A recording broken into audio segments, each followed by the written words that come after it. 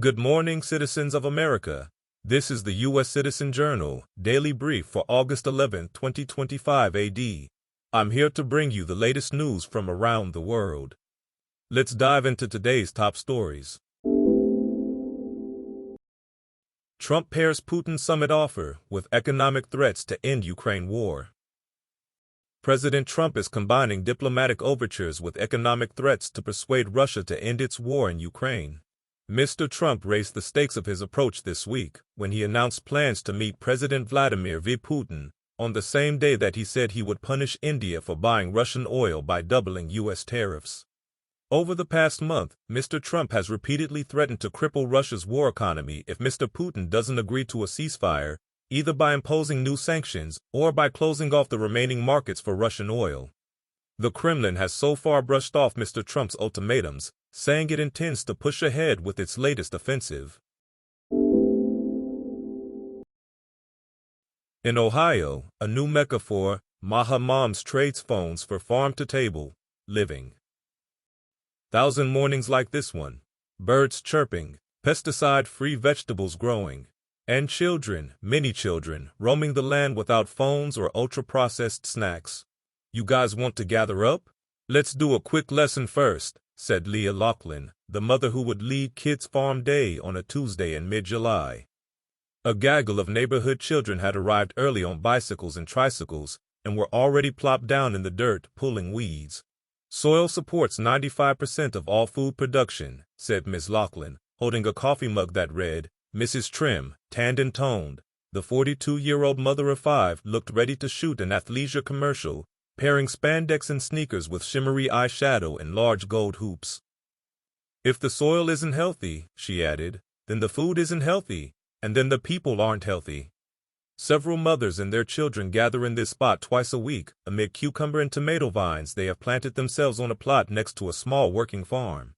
Most live just a short walk away, in custom-built homes with painted shutters and rocking chairs out front, on roads with names like Nectar Court and Lavender Way. Ms. Laughlin and her husband were one of the first couples to buy a home in 2018 at Abilene Springs, an agri community in southwest Ohio, commuting distance from downtown Cincinnati. The development includes almost 100 homes that sell for up to $1.5 million, constructed around a farm that feeds the residents, with a farm store that sells a $22 beef tallow balm alongside fresh sourdough and eggs. A luxury outgrowth of the hippie commune, the neighborhood has become a mecca for the MAHA mom. Corporate stock buybacks hit record pace, fueling market rally. American companies are repurchasing their shares at a record pace, boosting their balance sheets and fueling the U.S. stock rally.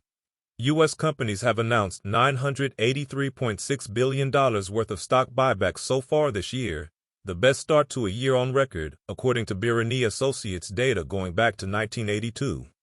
They are projected to purchase more than $1.1 trillion worth overall in 2025, which would mark an all-time high.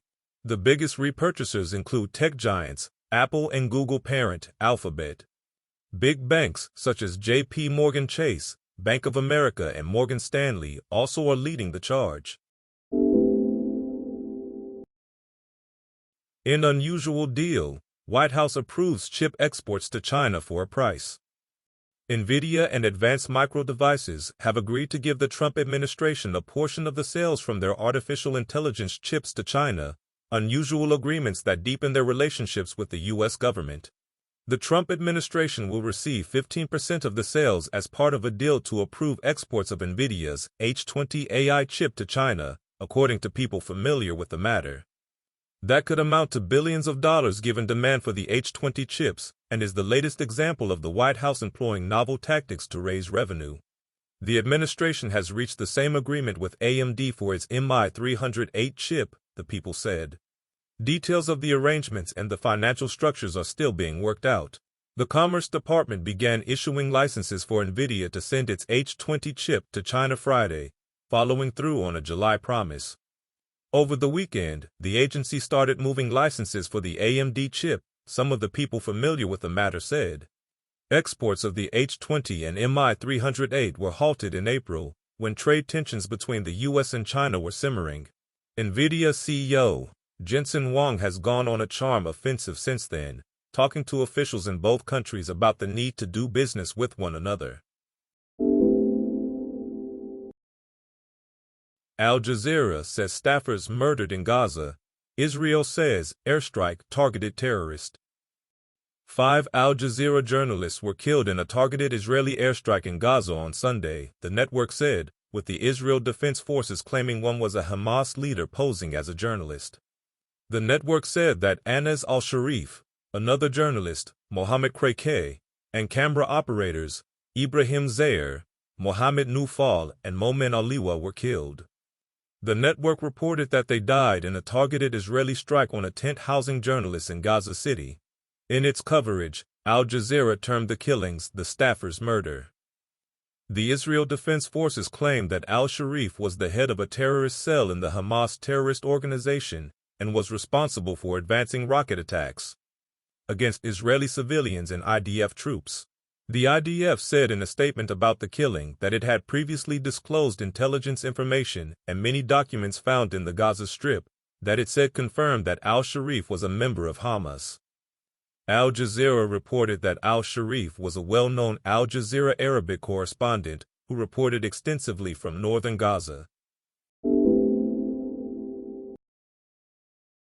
And now for today's historical note. August 11, 1934. Federal prisoners land on Alcatraz. That's all for today's brief. Join us again tomorrow for more news and updates. This show was produced by Greg Loving, wishing you a great day ahead. Please follow and rate us on Apple Podcasts, YouTube, or Spotify. It helps other listeners find us. Stay informed and ad astra per astra.